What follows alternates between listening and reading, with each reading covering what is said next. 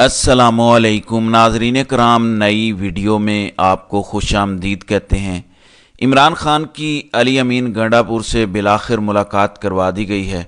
बहुत बड़ी तब्दीलियां आने वाली हैं इस मुलाकात के बाद। आपको सारा बैकग्राउंड भी बताता हूं और आगे की क्या मनसूबाबंदी है वो भी आपको बताता हूं।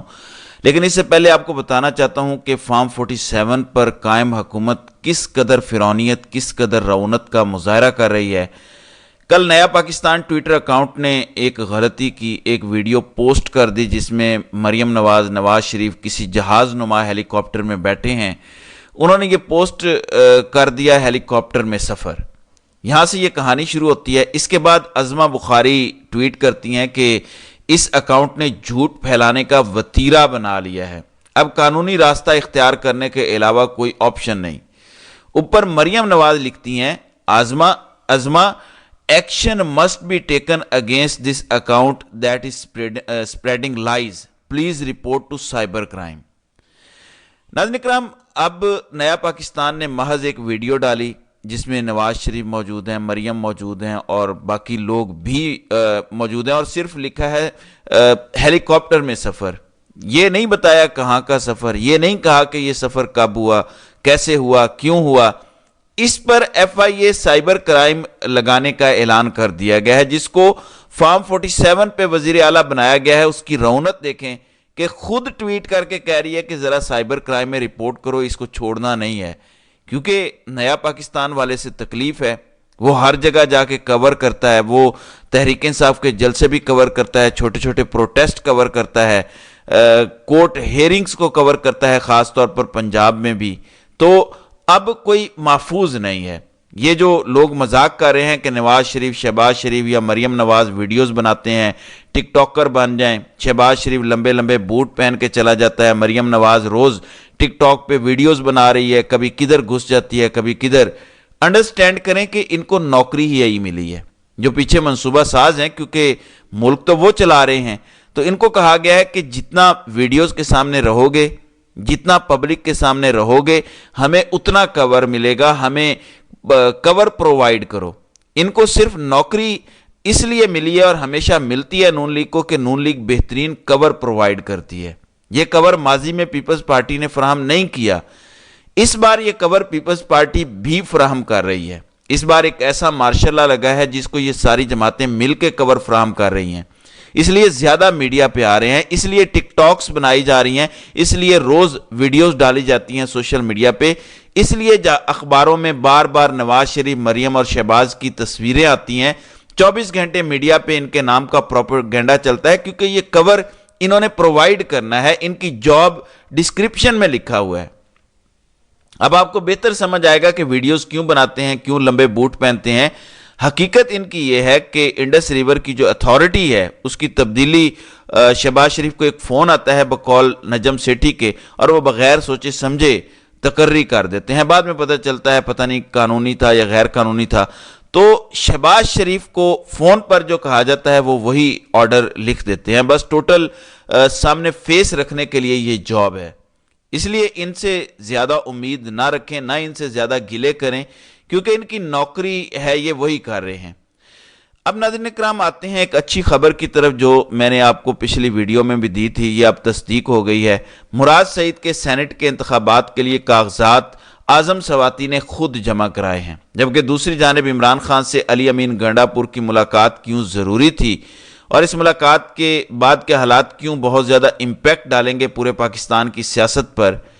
अली अमीन गंडापुर ने जो शहबाज शरीफ के साथ तस्वीर बनाई थी, आपको याद होगा कल या परसों जब मैंने इस पे वीडियो बनाई थी तो मैंने कहा था कि तस्वीर नहीं आनी चाहिए थी, बहुत अगली पिक्चर थी।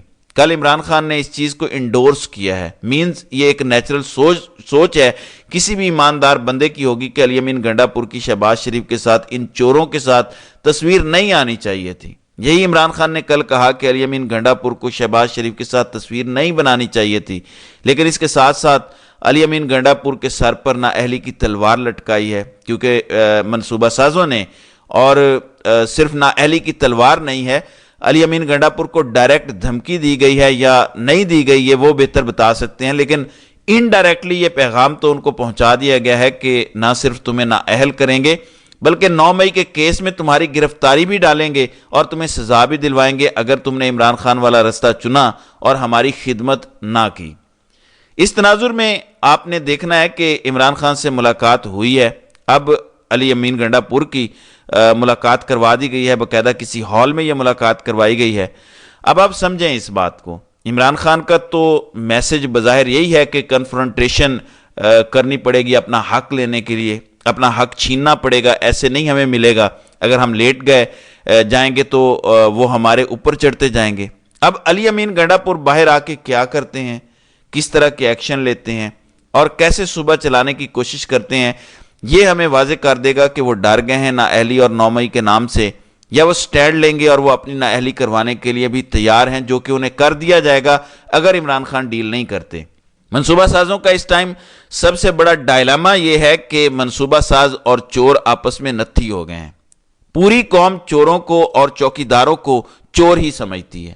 چوروں کو اور چوکیداروں کو جب آپ ایک ہی لینس سے دیکھیں گے تو آپ کی کریڈیبلٹی ختم ہے، یعنی جو چوکیدار ہیں ان کی کریڈیبلٹی صفر ہے۔ اس کریڈیبلٹی کو بحال کرنے کا ایک ہی طریقہ ہے کہ عوام کا مینڈیٹ انہیں واپس دیا جائے اور عمران خان کو حکومت بنانے دی جائے، وفاق میں بھی ایک تو یہ طریقہ ہے اور پنجاب میں بھی۔ لیکن منصوبہ سازوں نے دوسرا طریقہ اپنایا کہ ہم ایک بار عوام میں یہ ثابت کریں گے کہ یہ انہی کی طرح کرپٹ ہے اور یہ انہی کی طرح کا ایک بندہ ہے، اب زیادہ اس کو ہائی پیڈسٹل پر نہ رکھیں، یہ انہی کی طرح کا ہے اور اس کے لیے ان کو یہ محسوس ہوتا ہے کہ عمران خان سے ہم ڈیل کر لیں، مطلب عمران خان اس سسٹم کو قبول کر لے، دھرنے جلسوں سے انکار کر دے، اگر باہر بھی آتا ہے 2 4 6 مہینے یا سال بعد بھی تو عمران خان خاموش ہو جائے اور ہم یہ ثابت کر سکیں کہ دیکھو بات تو اقتدار کی تھی، ہم نے وعدہ کر لیا ہے کہ اگلا الیکشن فری اینڈ فیئر ہوگا، دیکھو مان گیا ہے، تو بات تو اقتدار کی تھی، کوئی حقیقی آزادی وغیرہ تو نہیں ہے۔ تو اس طرح سے یہ ٹارگٹ حاصل کرنا چاہتے ہیں۔ انہوں نے تو عمران خان کے لیے جو القادری ٹرسٹ کیس تیار کیا ہوا ہے جس میں انہوں نے بہر صورت سزا دینی ہے، حالانکہ اس میں کچھ نہیں ہے، وہاں پہ میں آپ کو بتاتا ہوں کہ ایک گواہ نے سارا کیس ہی ردی کی ٹوکری میں ڈال دیا ہے۔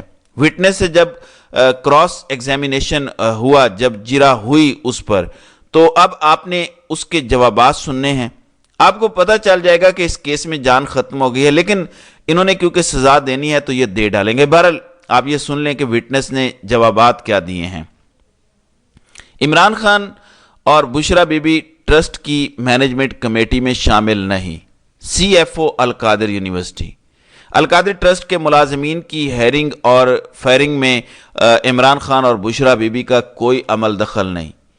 یہ درست ہے کہ عمران خان اور بشرا بی بی نے ٹرسٹ کی مینجمنٹ کمیٹی کے فیصلوں سے کوئی اختلاف نہیں کیا۔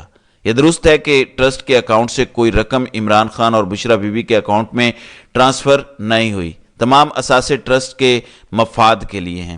سی ایف او القادر یونیورسٹی یہ درست ہے کہ ٹرسٹ کی زمین القادر یونیورسٹی کے قیام کے مقصد کے لیے ہی تھی۔ یہ درست ہے کہ ٹرسٹ کے اثاثوں سے ٹرسٹی کوئی فائدہ نہیں لے سکتے۔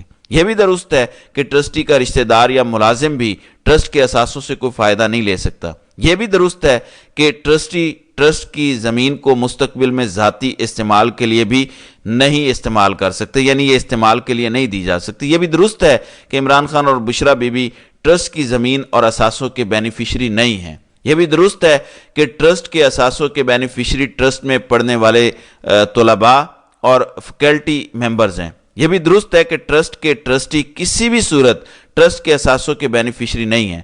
تو سی ایف او جو القادر ٹرسٹ یونیورسٹی کے ہیں، انہوں نے یہ بیانات دیے ہیں، اس کے بعد یہ کیس ردی کی ٹوکری میں چلا جاتا ہے۔ اتنا کریڈیبل وٹنس جب سامنے آ کے سب کچھ بتا دیتا ہے اور باقی ساری چیزیں کاغذات سے ثابت ہو سکتی ہیں، لیکن انہوں نے کیونکہ یہ ایک تلوار لٹکائی ہوئی ہے کہ اگر اگلے 6 سے 8 ہفتوں میں عمران خان کو توشہ خانہ اور سائفر کے کیسوں میں ریلیف ملتا ہے تو اس کیس میں سزا سنا دیں گے، فوری طور پر نیکسٹ سزا اسی کیس میں سنا سکتے ہیں۔ باقی جو کیسز ہیں، جب فوجی عدالتوں میں معاملات چلنے کا کیس کلیئر ہو جائے گا سپریم کورٹ سے تو پھر وہاں پہ چلیں گے۔ ظاہر ہے عام عدالتوں میں تو اتنی جلدی فیصلہ نہیں ہو سکتا۔